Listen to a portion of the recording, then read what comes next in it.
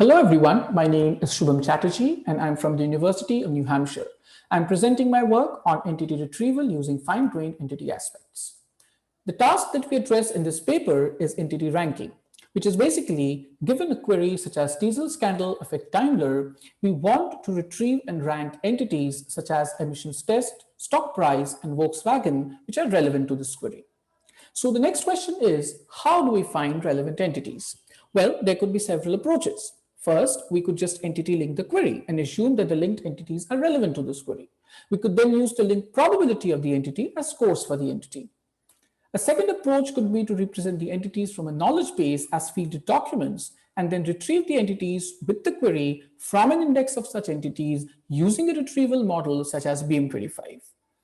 A third approach could be to first retrieve a feedback set of documents with the query and then assume that the entities which are present in these documents are relevant.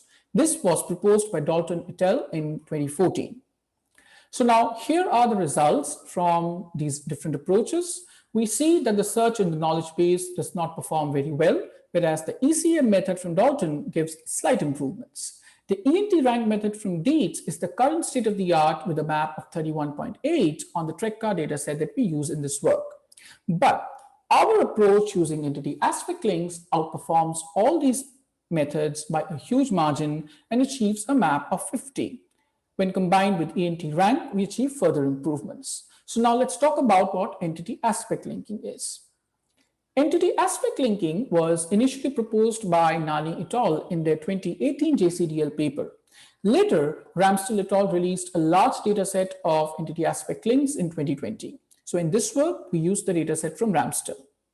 So entity linking tells us that diesel scandal here refers to Volkswagen emission scandal, whereas Daimler here refers to Daimler AG. But entity aspect linking further refines these entity links and tells us the context in which these entities have been mentioned. So for example, diesel scandal has been mentioned in the context of consequences and not monkeygate. So our work uses these entity aspect links and is based on the intuition that the different aspects of an entity in a query specific context contribute differently to determine the relevance of that entity for the query. So for example, while determining the relevance of this entity Daimler, the aspect bribery and corruption is more relevant than this aspect history. So entity aspects allow us to be more specific about the topical context in which the entity is relevant. The main effect is that our predicted entity rankings contain few mistakes in the top of the rankings and we achieve significant performance improvements. Now this is a pictorial representation of what an aspect is.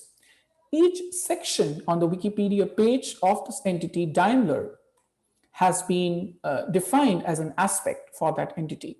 So the aspect link for Daimler AG points to the section corruption and bribery. So how do we find relevant aspects? Now, similar to entity ranking, we could aspect link the query or represent each aspect as a fielded document and then retrieve from this aspect index with the query, or we could use the entity aspects from a feedback set of documents. So in this work, we utilize all these approaches and then combine them using learning to rank. So here are the results again. We would love to talk to you. So if you have any questions, please drop in at my poster. Thank you very much.